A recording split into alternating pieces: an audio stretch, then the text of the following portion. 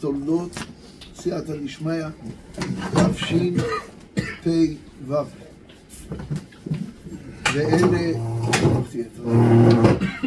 ואלה תולדות יצחק בן אברהם. אברהם הוליד את יצחק. אומר רש"י, ואלה תולדות יצחק, יעקב ועשיו האמורים בפרשה. מה רש"י רוצה להגיד?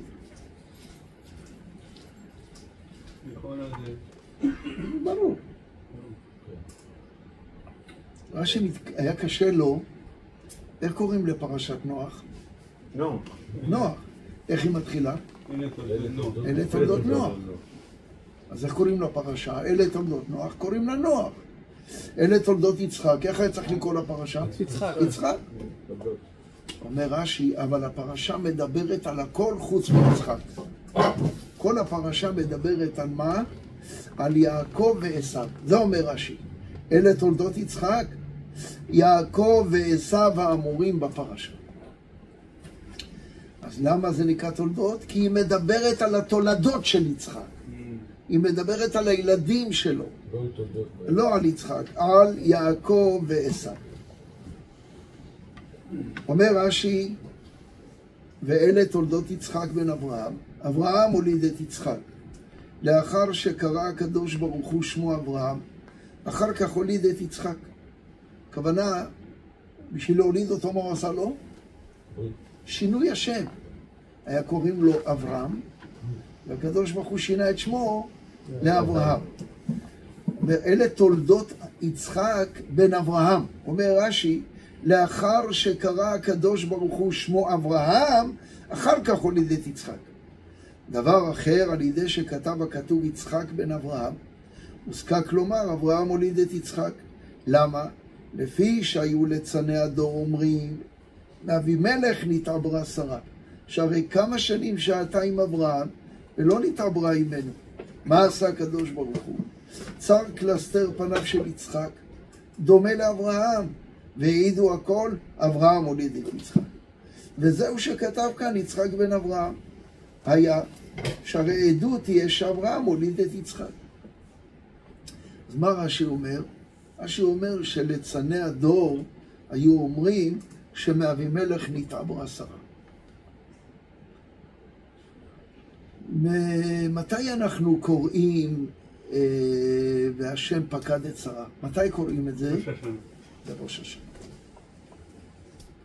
למה קוראים את זה ראש השנה? כי בראש השנה הייתה פקידת שרה. מתי אבימלך החזיר אותה? לפני ראש השנה. נכון? כמה זמן הייתה אצל אבימלך? לילה אחד. לא אחת? כן. עכשיו, הקדוש ברוך הוא עצר כל רחם לבית אבימלך. מה עשה אברהם? התפלל על אבימלך. הולדת הבת. מזל טוב, מזל טוב. מזל טוב, יעקב. חג שמחות שבעזרת השם. ברוך אתה אדוני אלוהינו מלך העולם, שהכל נהיה בדברו.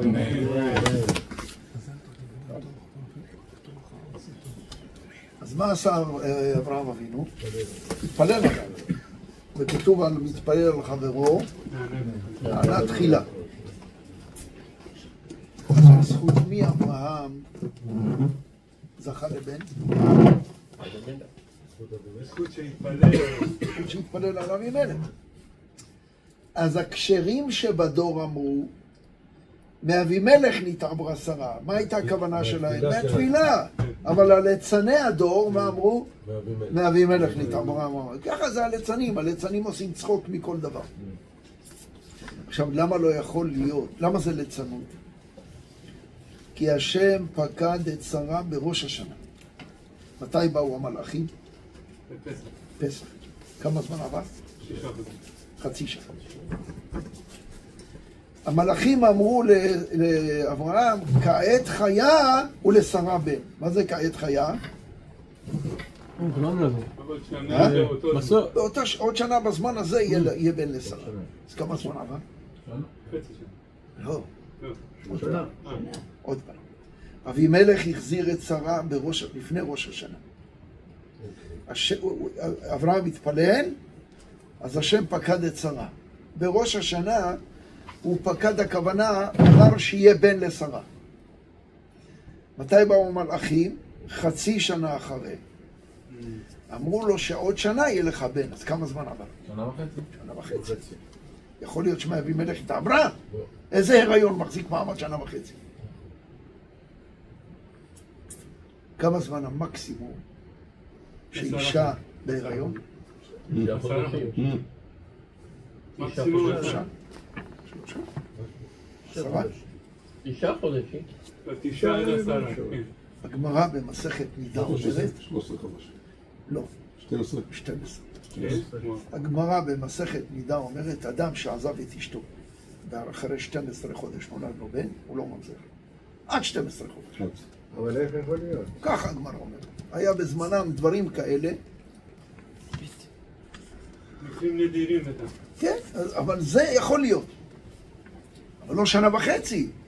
שנה וחצי ודאי זה לא משרה. אבל מה רואים מכאן?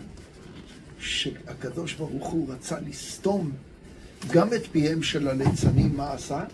צר קלסתר פניו של יצחק דומה לאברהם.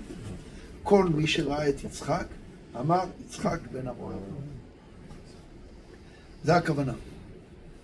אלה תולדות יצחק בן אברהם, הכל העידו שיצחק הוא הבן של אברהם. עכשיו, שאל טורנוסרופוס, ברוך הבא אברהם. שאל טורנוסרופוס הרשע את רבי עקיבא, מפני מה אלוקיכם ששונא עבודה זרה, למה הוא לא מאבד אותה? הרי בימיו של אלי, ישראל היו במצב רוחני ירוד מאוד. והם יצאו למלחמה נגד פלישתים והפסידו. אז הם אמרו, מה נעשה? החליטו לקחת איתם את הארון, את הארון השם, עם הלוחות. את הלוחות לקחו. כן. הארון יעזור לנו. זו הייתה טעות גדולה מאוד. אם אתם לא עושים את רצון השם, איך בדיוק אמור הארון לעזור לכם? ויצאו למלחמה עם הארון, ונפלו 30,000, ונשבע ארון האלוקים. לקחו אותו בשבי, הפלישתים. בהתחלה כתוב שנפח עליהם פחד גדול. מה הם אמרו? הנה האלוהים של היהודים. ברוך הבא יוסי, ברוך הבא. איפה שמו את הארון? ליד דגון, העבודה זרה שלהם. קמו בבוקר, מה מצאו את דגון?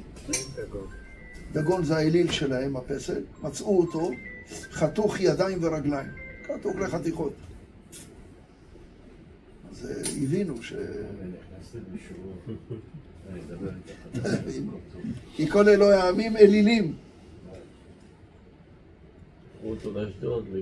אז שאל טורנוסרופוס הרשע את רבי עקיבא, אם אלוקיכם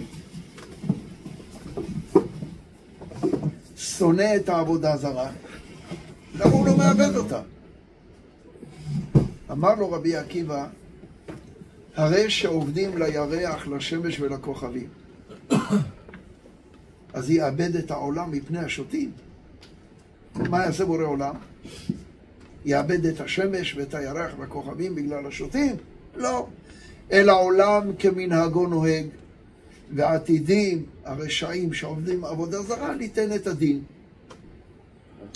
אומרת הגמרא, היה בדין שאדם שגזל שאה חיטים וזרע בקרקע שלא תצמח. לא תצמח. אבל הקדוש ברוך הוא לא משנה את עולמו, אלא העולם כמנהגו נוהג, והעתידים, הגנבים, ליתן את הדין. היה בדין שנואף שבעל אשת איש שלא תתעבר. נכון? מה? בן אדם בעל אשת איש, צריך לתת לו ילדים?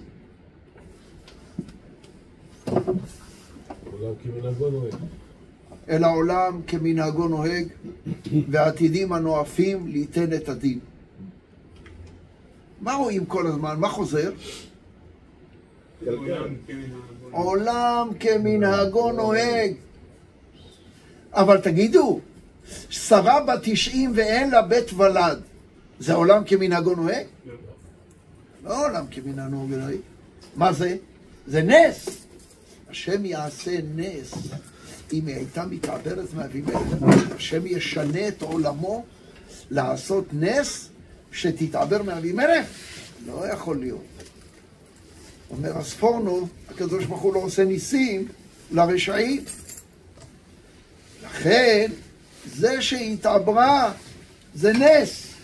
למי השם עושה נס? לצדיקים.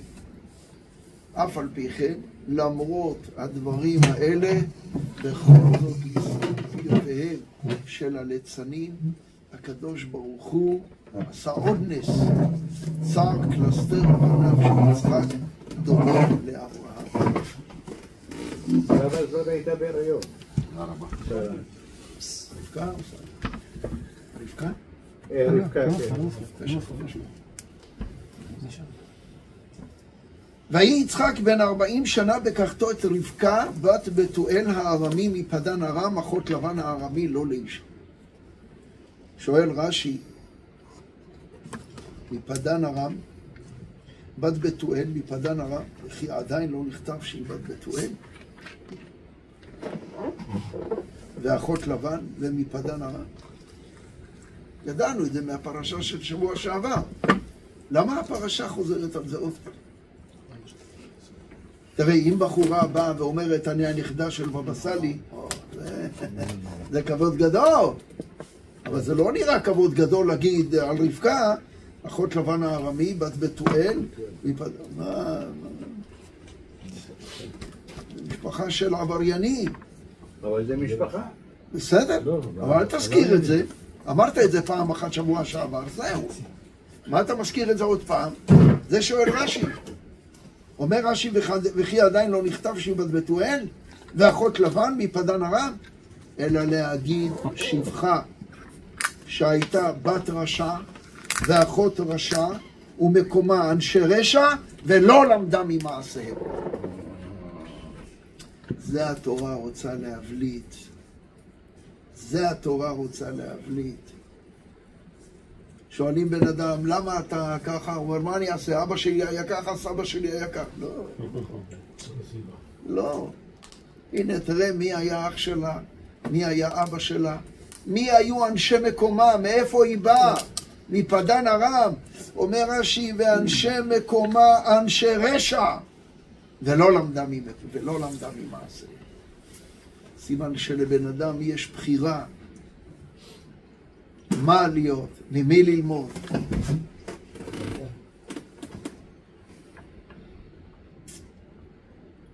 כמה זמן רבקה עקרה?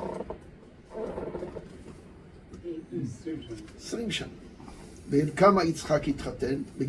בגיל כמה יצחק התחתן? בגיל 40. בגיל כמה הוא ילד את יעקב ועשיו? 60. 20 שנה רבקה עקרה.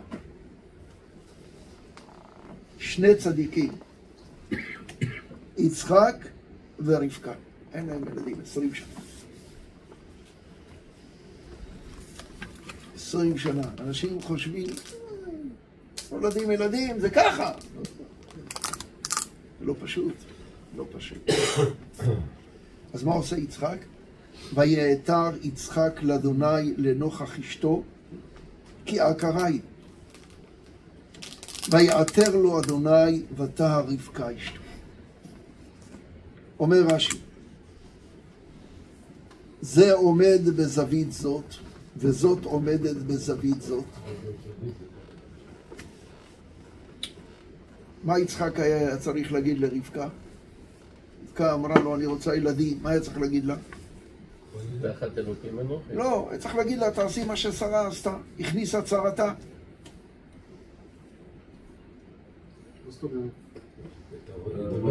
שרה הכניסה את הגר. רבקה הייתה צריכה להכניס את כל מי שנמצא בחברתה, אחת מהנערות שלה. לא. מה יצחק אומר?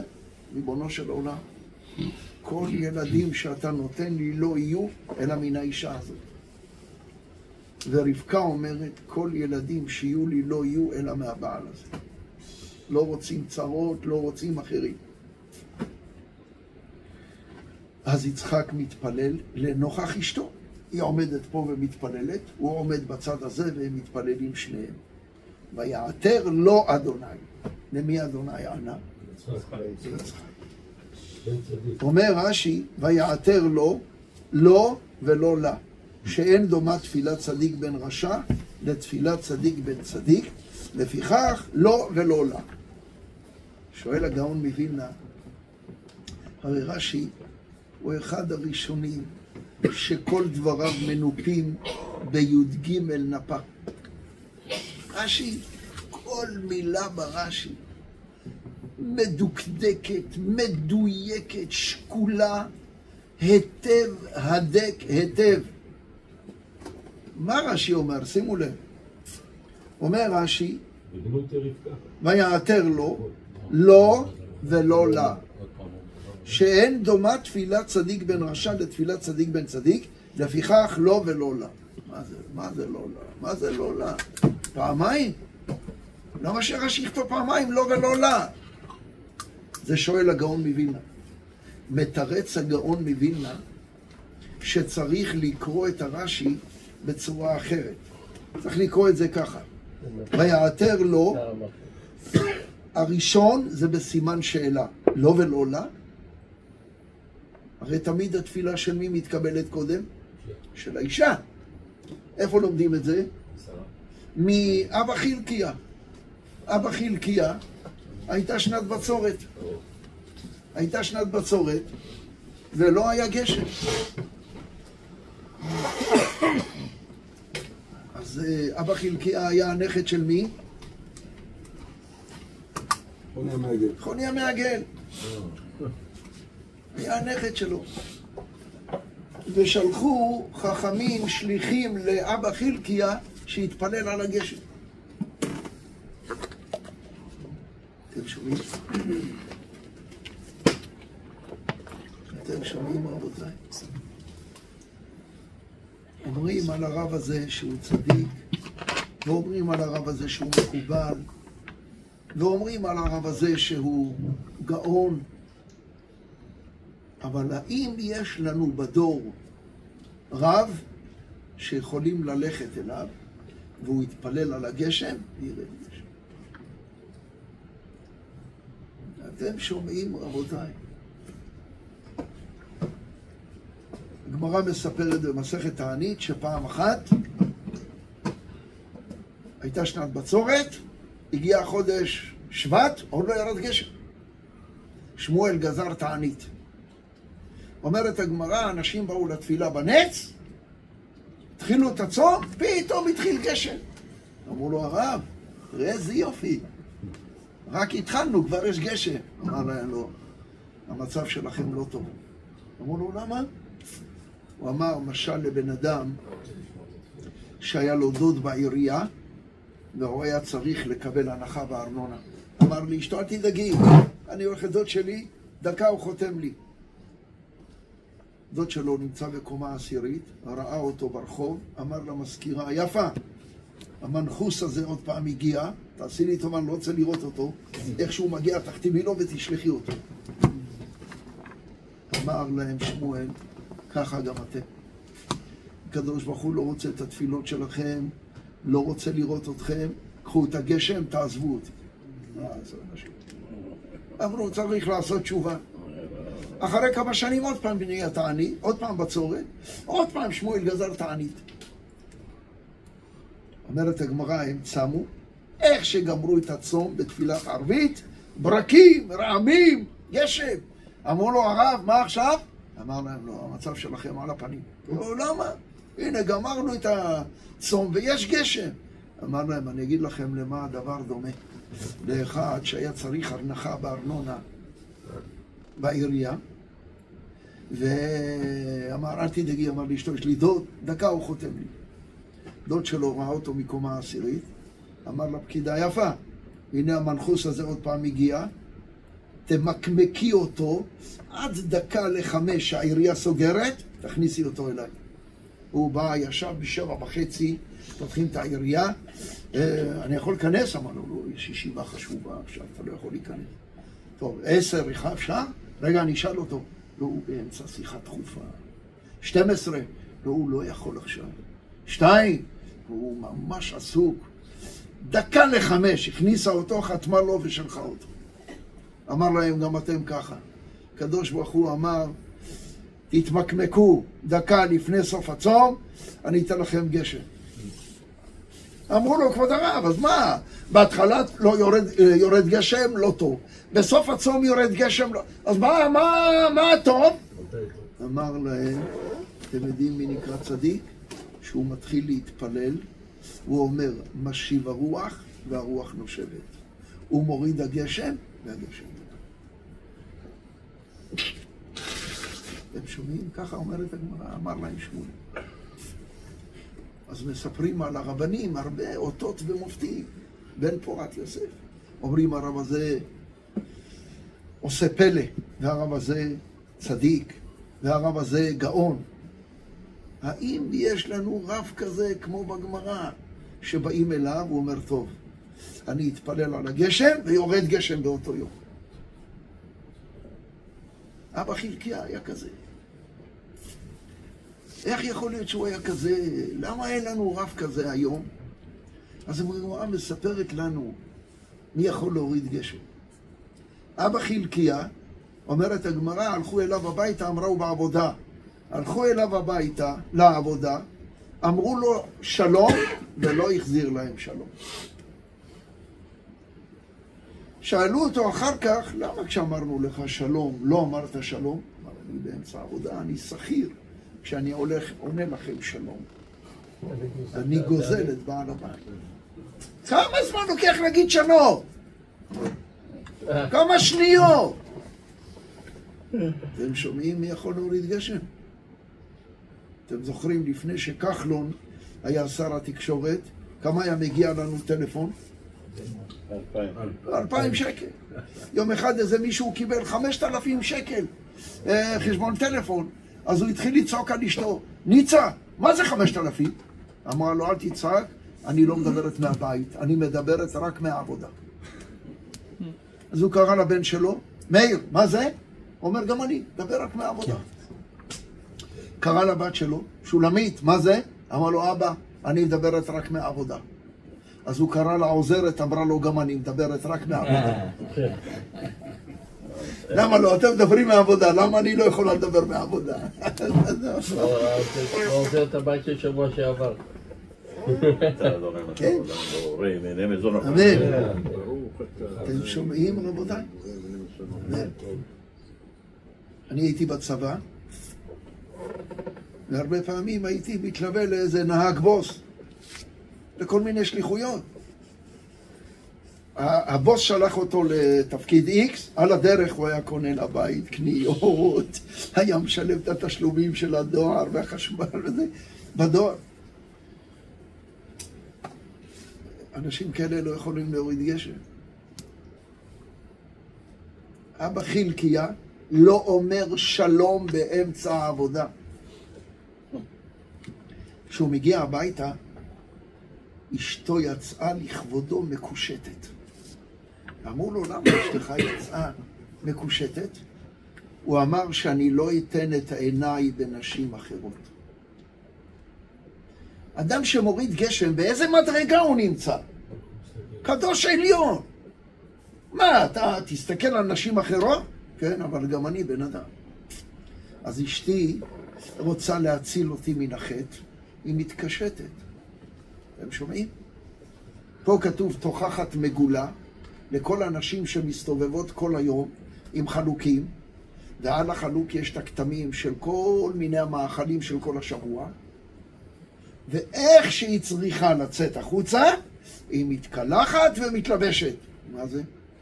צריך להיות בדיוק להפך.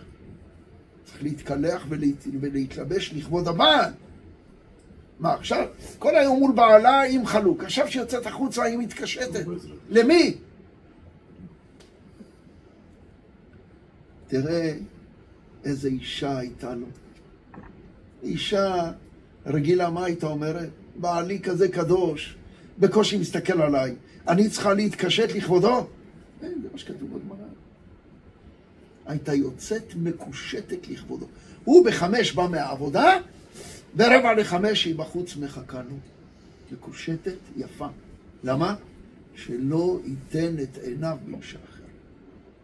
אומר אור החיים הקדוש, למה יעקב התחתן עם רחל? אומר אור החיים הקדוש, כי יפה. מה, אתה מחפש יופי? אומר לא, שאני לא אסתכל על נשים אחרות. ככה אומר אור החיים הקדוש. אנחנו בני אדם. אנחנו בני אדם. והתורה זה ספר הוראה, הדרכה לחיים. התורה מלמדת אותנו. אז נכנסו הביתה, אמר להם, רק רגע, מדבר עם אשתי ואני כבר מתפנה אליכם. הלך לאשתו, אמר בואי לא נחזיק טובה לעצמנו. הרבנים האלה באו בשביל שנתפלל על הגשם. בואי נעלה נתפלל. עלו, התפללו, ירדו למטה, התחילו ברקים ורעמים, ירדו, אמרו, כן, כבוד הרבנים, מה אפשר לעזור לכם? אמרו, לא, אנחנו כבר הצצנו, ראינו שאתם כבר מתפללים על הגשם. אמרו לו, באנו בשביל הגשם. הוא אומר, ברוך השם, אתם לא צריכים אותנו, הנה. אמרו, לא, הצצנו, ראינו שזה בגלל התפילה שלכם. רק תגיד לנו בבקשה, למה העננים הגיעו מצד אשתך? עד חודש שבט, אין גשם. מה זה משנה מאיפה הגיע ענני? מה זה משנה? בן אדם שחי עם התבוננות בבריאה, יכול לשאול שאלה כזאת. רק בן אדם שחי עם חשבון נפש, כל דבר בבריאה מעניין אותו. למה? למה העננים הגיעו מצד אשתך? אמר להם, לפי שאני נותן צדקה לעני, אני נותן לו כסף. עד שהוא מוצא חנות, ועד שהחנות תתגן לו חביתה, ועד שיפשירו לו את הלחם, הנשמה שלו כמעט יוצא. אבל אשתי, כשבן אדם דופק בדלת, אשתי נותנת אוכל מוכן לעני. אז כיוון שהצדקה שלה יותר גדולה משלי, העננים באו מהצד שלה. למדנו מכאן כמה גדולה מעלת הצדקה. שבן אדם ייתן לעני, ככל שההנאה של העני קרובה יותר, השכר שלו גדול יותר. אז זה שואל רש"י, הרי התפילה של האישה מתקבלת לפני. אז שואל רש"י, לא ולא לה? למה כתוב בפסוק ויעתר לו ליצחק? הרי התפילה של האישה גדולה יותר. בפרט שהאישה פה היא בת רשע, אחות רשע, ממקום רשע, ולא למדה ממעשה. למה התפילה שלה לא מתקבלת לפני יצחק? אומר רש"י, לפי שאינה דומה תפילת צדיק בן צדיק לתפילת רשע בן צדיק בן רשע. אבל הניסיון שלו יותר גדול, לא? הניסיון שלו יותר גדול. בוודאי. אבל לעניין תפילה זה שונה. נכון.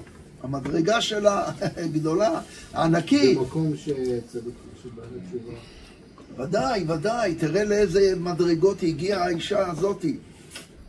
כתוב שיצחק קורא לעשיו, כתוב, כשעשיו אומר, ויאמר עשיו בליבו, יקרבו ימי אבל אבי, והרגה את יעקב אחי. מה כתוב אחרי זה? ותשמע רבקה. איך היא שמעה? למה? מה הקושי? למה? איך היא שמעה? בליבו, לא אמרת בליבו. הוא אומר עשיו בליבו. בליבו. אתה יכול לשמוע מה אדם אומר בלב שלו? אומר רש"י, ברוח הקודש. ברוח הקודש. אתם שומעים לאיזה מדרגה התרוממה הצדקת הזאת. נכון? אחות רשע, בת רשע, והגיעה למדרגה של רוח הקודש, ללמד אותנו, הכל תלוי בעבודה העצמית של האדם. הכל תלוי בעבודה העצמית של האדם. ואומר רש"י, ויעתר לו, נתפצר ונתפייס ונתפתה לו. מי? מי? השם. השם. ויעתר לו, נתפצר ונתפייס ונתפתה לו. מה זה הדבר הזה? ואומר אני, כל לשון עתר, לשון הפצרה וריבוי הוא. היה פה ריבוי תפילה.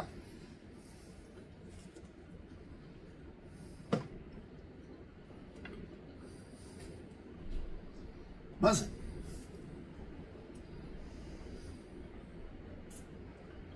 לא שמענו בכל המקרא לשונות כאלה של בכוח, בכוח.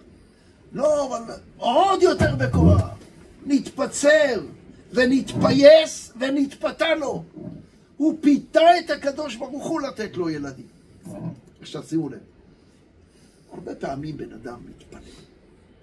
כמו שכתוב בגמרא במסכת תענית, על אותו אחד ששמע אותו, רבי יוחנן אומר, ריבונו של עולם, בבקשה, תעשה שהאישה הזאת תתחתן איתי.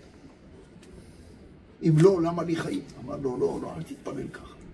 תתפלל שאם היא מתאימה לך, שהיא תהיה אשתך. אבל לא, כבוד הרב, אין מצב. רק היא מתאימה לי. בסוף הוא התחתן איתה, ואחרי כמה חודשים רבי יוחנן שמע אותו מריבונו של עולם, או אני או היא. או אני או היא, קח אותה או שתיקח אותי. אתה רואה? לא מתפללים ככה. תמיד תתפלל מה שטוב לך, ומתי שטוב לך. לא בכוח, לא בכוח. עכשיו, בגלל שיצחק הרבה בתפילה, הוא קיבל את מי? את יעקב ואת עשיו, נכון? עכשיו, כשיעקב עושה נזיד עדשים, למה הוא מבשל עדשים? באותו יום נפטר אברהם. באותו יום נפטר אברהם. בן כמה היה אברהם? 175. 175. בן כמה נפטר יצחק? 180. 180. שואלים חז"ל, למה אברהם נפטר 5 שנים לפני? שלא יראה את עשיו יוצא לתרבות רעה. נכון? מה היה קורה אם יצחק לא היה מרבה בתפילה, והיה מקבל את עשיו ויעקב עוד 5 שנים? מה היינו מרוויחים? שהוא היה חי עוד 5 שנים? שאברהם היה חי עוד 5 שנים. אתה יודע איך היה נראה העולם אם אברהם חי עוד 5 שנים? הרי אף אחד מאיתנו לא מעיז, אפילו בדמיון לחשוב, מה היה קורה אם במקום הנשיא הזה של ארצות הברית שאוהב את ישראל, הייתה הנבחרת זאת שרצה לנשיאות מולו. מה היה קורה? אפילו לחשוב על זה אני לא רוצה. הרי הייתה פה מלחמת עולם. השנאה שהם שונאים אותנו, תחשוב לאיפה זה היה מתגלגל. וכמה הקדנציה שלו? 4-5 שנים. זה גוי אוהב ישראל. איך היה נראה העולם אם אברהם אבינו היה חי עוד 5 שנים? למה אברהם אבינו הלך 5 שנים לפני הזמן? כי יצחק דחף בכוח לקבל ילדים. היה חכה בסבלנות, חכה עוד 5 שנים. אברהם אבינו היה חי עוד 5 שנים.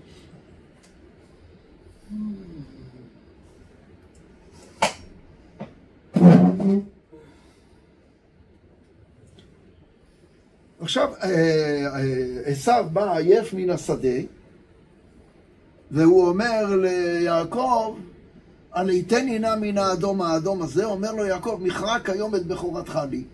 בוא, אני אתן לך אוכל, אתה תיתן לי את הבכורה. אמר לו, מה אני צריך את הבכורה? מה אני צריך את הבכורה? אמרו חז"ל באותו יום, הוא עבר 5 עבירות. כתוב, ויבוא עשיו מן השדה, עייף. מה קרה? מה אתה עייף? אומרים חז"ל, יש פסוק, כתוב, נפשי עייפה להורגים. מלמד שבאותו יום הרג את מי? את נמרוד. הרג את הנפש. זו העבירה הראשונה. כתוב, ויבוא עשיו מן השדה. למה התורה צריכה להגיד לי מאיפה הוא בא? מה אכפת לי מאיפה הוא בא? התשובה היא, הוא בא על נערה מאורסה. אנס נערה מאורסה, כי כתוב מצאה בשדה, צעקה הנערה ואין מושיע לה. מאורסה. נערה מאורסה. עבירה שנייה. עבירה שלישית, כפר בעיקר. מה הוא אמר? למה זה אנוכי? וכתוב בתורה אנוכי השם אלוקיך. אבל למה זה אנוכי? כפר בתחיית המתים. הנה אנוכי הולך למות. אבל אחרי המוות יש חיים. לא. מה אני צריך בחורה? הולך למות. עבירה חמישית, ביזה את הבכור. נתן לו, הוא מכר לו את הבכורה, נתן לו לאכול, מאותו יום קוראים לו מה? אדום. תגידו, כמה עבירות הוא עשה? 5. הוא הרג, לא קוראים לו רוצח. הוא נאף, לא קוראים לו נואף. הוא כפר, לא קוראים לו כופר. הוא ביזה את הבכורה, לא קוראים לו בזוי. הוא אכל עדשים אדומות, אדום, ואם הוא אכל במבה, קוראים לו במבינו. מה זה הדבר הזה? מה זה הדבר הזה? למה קוראים לו אדום?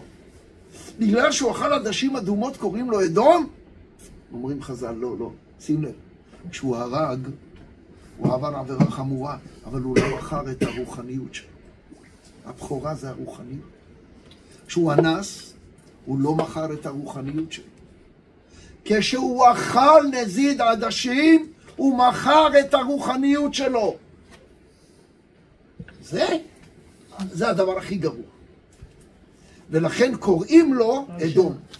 השם התבשיל, שהוא אדום. כן. למה? תמורת נזיד עדשים, הוא מכר את הבכורה, את הרוחניות שלו, את התורה שלו. זה העבירה. זה, כשאתה אומר אדום, כאילו אתה אומר, שיא השפל, שיא השפלות. עכשיו, מה קורה אם אני הלוויתי לבן אדם 100,000 שקל, הוא רצה לקנות בית, הלוויתי לו 100,000 שקל, ועשינו שטר. ואשתי בטעות חיפשה את המכנסיים, הלך השטר. ואני מכיר את הבן אדם הזה, אם אני אגיד לו, תחזיר לי את ההלוואה, הוא יגיד לי, בלי שטר אני לא מחזיר לך. תביא את השטר, אני אחזיר לך. אין לי שטר. האם מותר לי לזייף שטר בשביל לקבל את הכסף שמגיע לי? מה אתה אומר, בנימין? לא. הכל מעט השם. זו שאלה ששאלו את הרשב"א, והוא אמר, חס לזרעי של אברהם, חס וחלילה לזרעו של אברהם, שיוציא דבר שקר כזה. 100,000. אבל זה לא דבר שקר. זה לא שקר. לזייף שטר זה שקר. זה לא השטר. אמיתי. המקרה הוא אמיתי. אבל לזייף שטר עם החתימות שהיו, ואני בא ליוסי, אני אומר לו, יוסי, הנה השטר, תן לי, הוא ייתן לי את 100,000.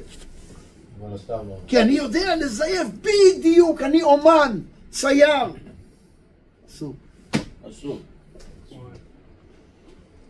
והגמרא במסכת שבועות, בדף א' עמוד ב', שואלת, מה קורה עם 3 אנשים? הפקידו כל אחד 100 זהובים אצל ראובן. 3. כל אחד 100 זהובים, ואחרי חצי שנה באו לבקש את הכסף, הוא אמר להם, להדם. לא היה ולא נברא. לא היה דברים, מי אתם מדברים? איזה כסף? הוא אמר ל3, לא היו דברים מעולם. שואלת הגמרא, האם מותר לי, אני, לתבוע מראובן 3, כמה זהובים כל אחד הפקיד? 100, 301. זה 300. האם מותר לי לתבוע ממנו 300 זהובים, והם יהיו העדים שלו? ואנחנו מוצאים את הכסף. כי התורה אמרה על פי שני עדים יקום דבר. כן. שואלת, ואני אתן להם אחר כך, כל אחד מהזהובים. לא, כי זה לא שלו, 300. האם מותר לי, עכשיו אני מוציא את הכסף בדין, זה שלנו הכסף, אני לא גונב אותו. הוא גנב, הוא שקרן, הוא רמאי, הוא אומר לא היו דברים מעולם. אבל צריך שני עדים. האם מותר לי להגיד, אני הפקדתי אצלו 300, הנה העדים שלי, עמנואל ויוסי. לא. למה? הוא התבמע ואין אשתי יועדים. כל אחד אומרת התבמע, הגמרא, אסור מדבר שקר תרחק. כל אחד התבמע תמה ואין אשתי עדים. איך רבקה אימנו? איך רבקה אימנו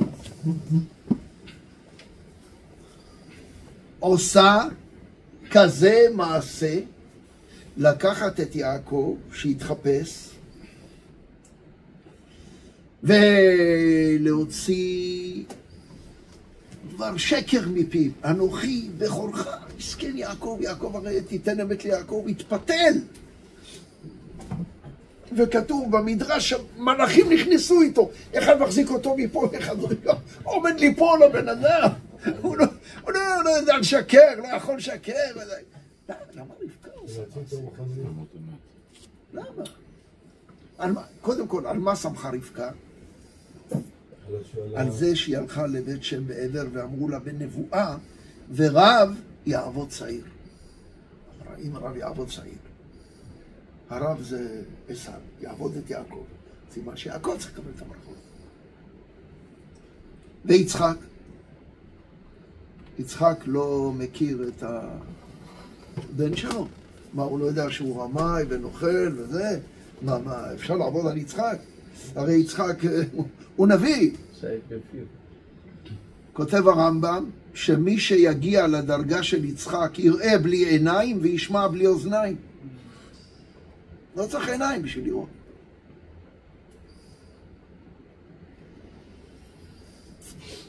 אתם יודעים, היה פעם איזה בחור ישיבה שלא הגיע לישיבה אחרי צהריים, אז המשגיח ניגש אליו בפרוזדור, הוא עמד ליד איזה 10 חברים ואמר לו, שלומי, איפה היית אתמול? אומר הרב, אתמול הייתי בקופת חולים, לא הרגשתי טוב. אומר שתהיה בריא, פעם הבאה אתה הולך, רק תגיד לי שאני אדע. איך שהמשגיח הולך, כולם התפוצצו בצחוק. מה קרה? קופת חולים אתמול, אחרי צהריים סגור, יום שלישי סגור. והמשגיח לא יודע שסגור. המשגיח יודע שסגור. אבל מה המשגיח אמר? אם הוא משקר וממציא תירוץ בשביל להיות בסדר איתי, סימן שהוא עדיין סופר אותי. מה הייתי עושה אם הוא אומר, אני שם עליך פס, אני מצפצף עליך, לא אכפת לך, מה אני יכול לעשות? מה אני יכול לעשות? יצחק אמר, כל זמן שהוא מחשבן לי וסופר אותי ואכפת לו ממני, אני יכול לשמור עליו. אני יכול לשמור עליו. אני יכול לטפח אותו, ליישר אותו. ובאמת יצחק ידע בדיוק מי זה עשיו. אז למה הוא רוצה לתת לו את הברכות? כי הוא רוצה שהוא ויעקב יהיו כמו זבולון ויששכר. יעקב יושב, אשתם יושב אוהלים, עשיו עובד, פרנס אותו, פרנס את אחיך, אתה תקבל את הברכות. איזה ברכות? של העולם הזה. מטל השמיים, משמני הארץ, עוף דגן, ותירוש. תחזיק באחיך, אתה יהיה לך חלק בתורה שלו, והוא יהיה לך חלק בפרנסה שלך, ותהיו ביחד שני אחים. רבקה שומעת ורב יעבוד צעיר, עליי קללתך בני, מלבישה אותו, שולחת אותו. בואו נחשוב רגע מה היה קורה אם רבקה לא הייתה עושה את זה. רבקה הייתה אומרת, יש בורא לעולם, תן לו לנהל את העולם. אני שמעתי, אני לא עושה כלום. מי היה מקבל את הברכות? עשיו. עשיו היה מקבל את הברכות, ואז היה נכנס יעקב, ומה אומר לאבא שלו? אבא, הברכה אחת לך אבי, ברכני גם אני. היה מברך אותו, מה שהוא בירך את עשיו. מה הוא בירך את עשיו? והיה כאשר תריד, אומר רש"י, כאשר תריד, תהיה בצער, ויעקב יפרוק עול התורה מעליו, אתה תשלוט. ככה אמר יצחק לעשיו. שאנחנו לא נהיה בסדר, מי ישלוט בנו? הרומאים, אדום. מה עכשיו הוא היה אומר ליעקב? מה שאמר לעשיו. והיה כאשר תריד ופרקת עולו מעל צוואריך. מה פירוש? שמה? ברגע שעשיו הוא יעזוב את התורה, אתה תקבל את המות. עכשיו עשיו, לא רק שהוא עוזב את התורה, אפילו 7 מצוות בני נוח הוא לא מקיים. הוא כופר בהכל. אז מההתחלה לא היה לנו את העול של עשיו עלינו. מההתחלה, מהרגע הראשון, לא היינו תחת עולו של עשיו, כי הוא לא שומר כלום. אז מה יותר טוב? שיעקב קיבל את הברכות או לא? אתם שומעים? אתם שומעים? חז"ל עושים חשבון שאם רבקה לא הייתה עושה את זה ועשיו היה מקבל את הברכות, היה יותר טוב. לא היינו תחת יד מענים של אדום. מה זה מלמד אותנו? דבר שקר תרחק, בלי קומבינות. מי יכול לדבר על רבקה? רבקה היא נביאה. מי יכול לדבר על האבות הקדושים, האימהות? אבל ככה אומרים חז"ל. חז"ל אומרים, אם היה בצורה הזאת, היה יותר טוב לנו. עכשיו נקרא סיפור קטן. כיוון שעשיו אמר, הנה אנוכי הולך למות, אז אנחנו נקרא סיפור. אני מתגורר ביישוב ותיק מאוד, ואחראי על ענייני הדת במקום. רוב התושבים הם חקלאים, המתפרנסים מרפתות ומגידולי ירקות. כמי שנולד וגדל ביישוב דומה, אני מכיר היטב את האוכלוסייה. לרוב האנשים שגרים בערים רגילות, אין מושג על אורח החיים הקשה והמעייף של חקלאים ומושבניקים. הם קמים ב4 בבוקר לחליבה, וחליבה זה עסק מאוד לא היגייני ומאוד מאוד פיזי. אולי היית פעם בביקור יחצני במחלבה, וגם בו לא ראית שום דבר נוצץ. אין מה לעשות. בהמות נשארות בהמות, והן מלאות בוץ ולכלוך. וכל מי שמתעסק איתם, מתלכלך גם הוא ומדיף ריח למרחוק.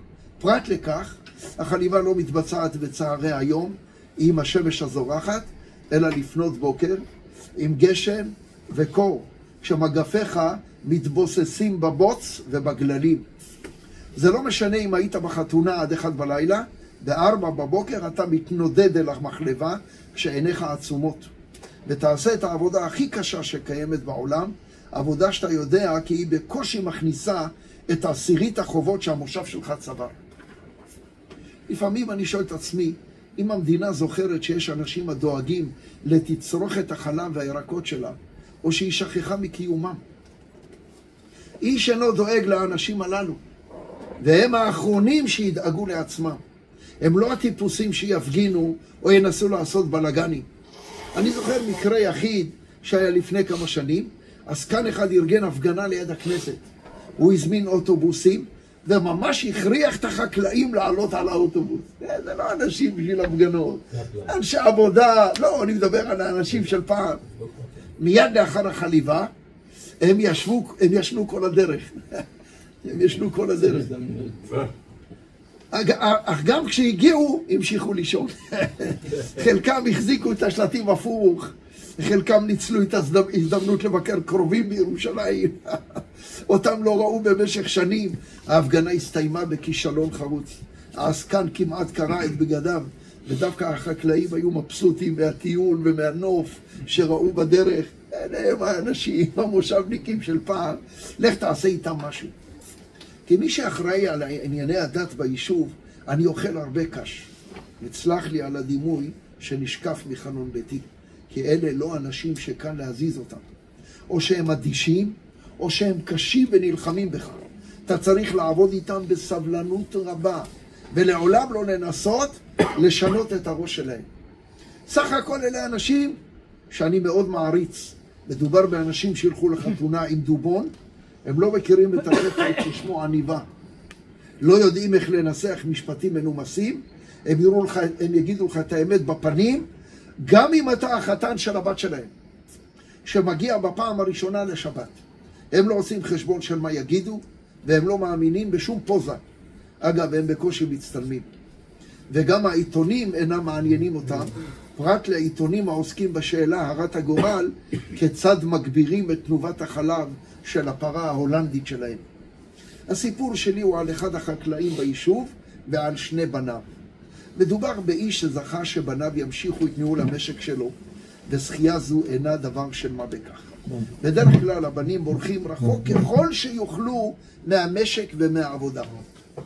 כפוית הטובה הזאת, עבודה קשה. יש כאלה שבקושי מגיעים ליישוב, משום שהם לא סובלים אפילו את הזיכרונות. האחרים מנסים להפשיר את הקרקע כדי לעשות ממנה רווחים נדל"נים. לפעמים הם עושים זאת תוך מאבק עם ההורים. הרבה דברים לא נעימים מתרחשים בין השדות והרפתות של כל יישוב כזה. ואילו החקלאי דנן זכה לשני בנים, שכבר מנעוריהם סייעו לו בעבודתו, זה אומר שמאותו גיל הם הפסיקו ללמוד. בעצם הם הפסיקו ללמוד עוד בילדותם, אבל בזבזו כמה שנים לריק בתיכון האזורי, עד שהיה ברור לכולם שחבל על הזמן ועל המאמץ, והם החלו לעבוד במשרה מלאה ברפת ובשדות. אם חשבת שתפרוץ מריבה בין האב לילדים על נטישתם את התיכון, טעית. אני לא בטוח שהוא שם לב לכך בכלל, שהם לומדים באיזה מקום כלשהו. וגם אם הבחין בכך, קרוב לוודאי שראה בכל העניין ביטול זמן שאין כדוגמתו. לזכותו יאמר שמעולם לא התנגד שילדיו ילמדו באיזשהו מקום. אבל לצפות ממנו שירים גבה כאשר נטשו את המוסד המשמים, זה באמת יותר מדי. לאותם בנים היה מנהג מעניין. אחת לשנה ביום הולדת של האב, הם היו קונים לו מתנה. מתנתם הייתה תמיד מקור לעניין לבני היישוב, משום שמתנות הם דבר נדיר ביישובים כאלה, בהם לאנשים אין זמן וכסף לקנות אותם. בכל שנה היה יישוב ממתין בציפייה, וביום הגדול הייתה מגיעה פרה חדשה, מחרשה חדשה, עמדת חליבה חדשה. אולי זה לא נראה לך משהו מיוחד, אבל מחרשה חדשה ביישוב כשלנו היא עניין לעלייה לרגל ולשיחת היום במשך שבועות רבים. אך הרגע המכריע הוא תמיד כשבעל השמחה הלא הוא האבא, שאגב תמיד שוכח את יום ההולדת שלו, מפני שהוא לא אחד שמחשב תאריכים, מגיע אל הרפת או השדה ונתקל במתנה שקנו לו בניו. זהו טקס מעניין, משום שהדבר הראשון שהוא עושה זה לכעוס על ילדיו שבזבזו את הכסף. תאמין לי, זה לא מהשפה ולחוץ. הבן אדם באמת כועס על מה שעוללו ילדיו. הוא מביט בהם בזעף, לפעמים פולט גידוף או שניים. בתחילה הוא מסרב להעיף מבט על המתנה, אבל אחר הפצרות רבות ושכנועים מצד בניו, שכניו ורוב היישוב, הלא הוא אני, מי זה? הרב של היישוב, הוא נאות לתת הצצה במתנה. ואז מה קורה אם לא כך? הוא מתחיל לתחקר את בניו על המתנה. תגידו, איפה קניתם את המחרשה? אצל משולם. בטח עבד עליכם, עם המחיר. כמה שילמתם? תגידו, יצאתם מדעתכם? אני עובד כאן כדי שתבזבזו כסף על מתנות מיותרות? אחר כך הוא בודק באופן אישי את המתנה, וכאן באמת אתה שומע מילים כדורבנות. זו מחרשה, זו. נראה לכם שהיא תוכל לעשות מה ששבי הזקנה עושה? שבי היא המחרשה העתיקה, המשמיעה קולות של כסיסה, ושיותר זמן מושקע בתיקונה מאשר בעבודה איתה. אם חשבת שבניו נעלבים, אינך אלא טועה. הם מכירים את אביהם, ומכירים בעל פה את התגובות שלו, בעיקר כאשר הוא מתרגש. פה ושם המציאו רמזים למחמאות מצד אביהם, שברי משפטים שהם מפרידים מהטקסט עצמו, ובדרך לא דרך הופכים בעיניהם למחמאות. בימים שלאחר מכן הוא יחרים את המחרשה החדשה ויגלה מסורות מוגברת לשבי הזקנה. ויום אחד הוא פשוט ייגש למחרשה, יתניע אותה וייסע לדרכו. לא לפני שיוודא שאיש אינו רואה אותו עושה זאת, אלא שתמיד רואים אותו. מי? בעיקר שני הבנים, שמתחבאים במקום כלשהו ויודעים כי עשו את שלהם ושמחים. שנים רבות עברו מאז החלו במנהג זה. לפעמים היו המתנות קטנות כמו עת חפירה, לפעמים היו גדולות כמו מבנה חדש שהוקם בתוך יום, אבל הטקס תמיד היה אותו טקס וכבר הפך לחלק מהפלוקלור של היישוב.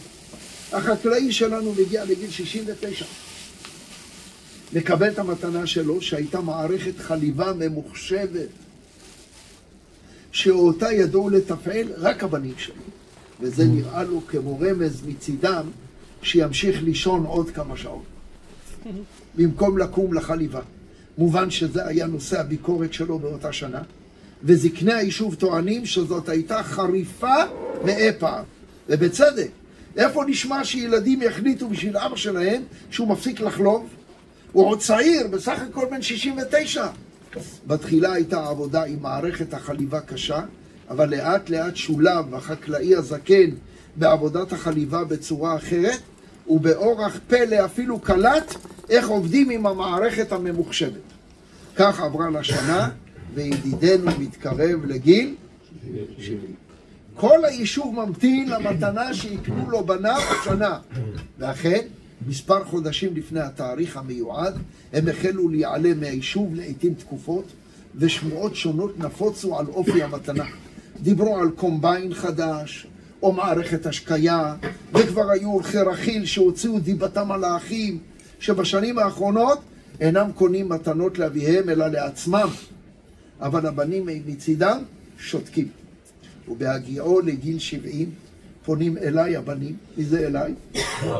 הרב של היישוב, ומבקשים ממני להתלוות אליהם כדי לראות את המתנה שקנו לאבא שלהם. אני מתלווה אליהם, כולי סקרן לדעת מה קנו השנה, ולהפתעתי אנחנו נוסעים לקצה של היישוב. אל איפה? אל בית הקברות הקטן והוותיק. חשבתי שהתמינו את המתנה בין הקברים, וכבר רציתי להוכיחם על כך. אתם לא מתביישים? אבל הם מובילים אותי בין השבילים, עד שאנחנו מגיעים לחלקת קבר יפהפייה, עם מצבת שיש מדהימה ביופייה. מה אתה אומר, כבוד הרב? שואל הגדול. זה ימצא חן בעיני אבא. אני מסתכל שוב והולך להתעלף על המצבה חרוט שמו של אביהם החקלאי באותיות של קידוש לבנה. אפילו את המילה ז"ל הוסיפו שם. שיהיה. טוב, שואל השני. אני מביט בשני הטיפוסים האלה. הרב מסתכל על שני החקלאים המטומטמים האלה, פותח את הפה וסוגר אותו כמה פעמים, אחר כך מצליח איכשהו לצעוק עליהם. תגידו לי, אתם נורמליים? אין לכם מה לעשות? קניתם קבר לאבא שלכם? אולי גם תקנו לו כיסא חשמלי במתנה. הם נראו מופתעים עד מאוד מהכעס שלי. אתם יודעים למה אתם לא מבינים את הסיפור? כי האנשים האלה כבר אין אנשים כאלה. היום המושבניקים והקיבוצניקים הם אנשים בדיוק כמונו. הם כבר לא קשורים לאדמה ולעבודה כמו שהייתה. אלה היו הציונים האמיתיים, החלוצים האמיתיים. אתה לא מבין, אומר הגדול לאיתו. לאבא שלי תמיד היה חלום להיקבר ליד שמריהו הזקן, שלימד אותו איך עושים המלטה. תמיד הוא אמר לנו, המלטה של שמריהו הייתה תמיד יופי של המלטה. אני חושב שהוא צוחק לי, אבל לא, הוא ממש רציני. אני מתבונן באחיו, אולי הוא יסביר לי את פשר הדבר, אבל הוא נראה משולב יותר מאחיו הגדול. הבנתי שהחבר'ה האלה פשוט נעולים על הרעיון שלהם, קבר לאבא בתור מתנת יום הולדת.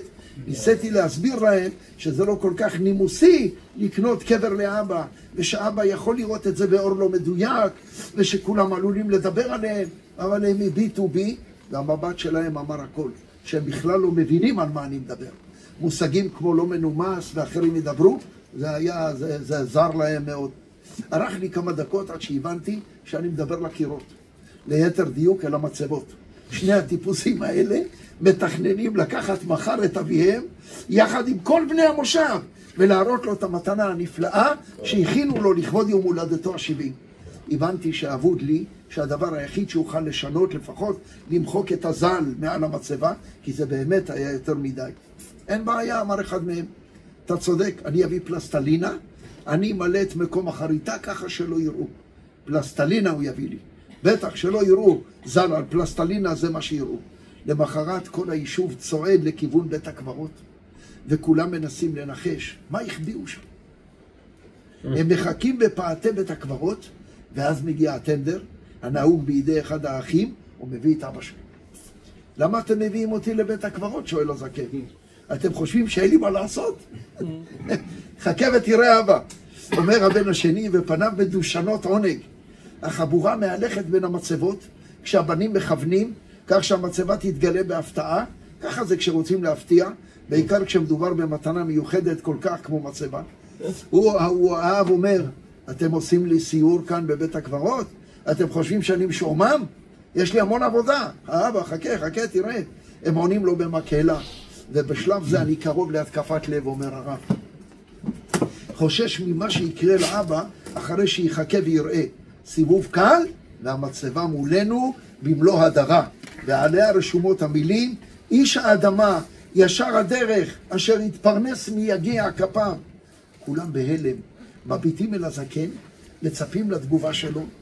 הזקן מתקרב אל המצבה, אותות ההלם וההפתעה נקרים בפניו. הוא נוגע במצבה, ובמילים החרוטות, הקהל קרוב להתעלפות. הוא משתהה זמן מה, המתח עוצר נשימה, ואז הוא מסתובב, ובפעם הראשונה מאז החל מנהג המתנות, הוא אומר, איזה מתנה נפלאה. זה בדיוק המצבה שעליה חלמתי כל ימיי. אבל זה עוד כלום. ליד שמריהו הזקן, שאני אקבר לידו, איך ידעתם לקנות לי כזאת מתנה? הוא ניגש אל הילדים, מחבק אותם, ושלושתם בוכים, וכל השאר מתרגשים עד עמקי נשמתם. מבין היבבות אני שומע את הזקן אומר, ליד שמריהו, שלימד אותי המלטה טובה, מה היא? לא מתאים לשני בטלנים כמותכם לקנות כזאת מתנה נפלאה. ואני יושב וחושב לעצמי, אומר הרב, שעד כמה שחשבתי שאני מבין בנפש האדם, כנראה יש לי עוד הרבה מה ללמוד.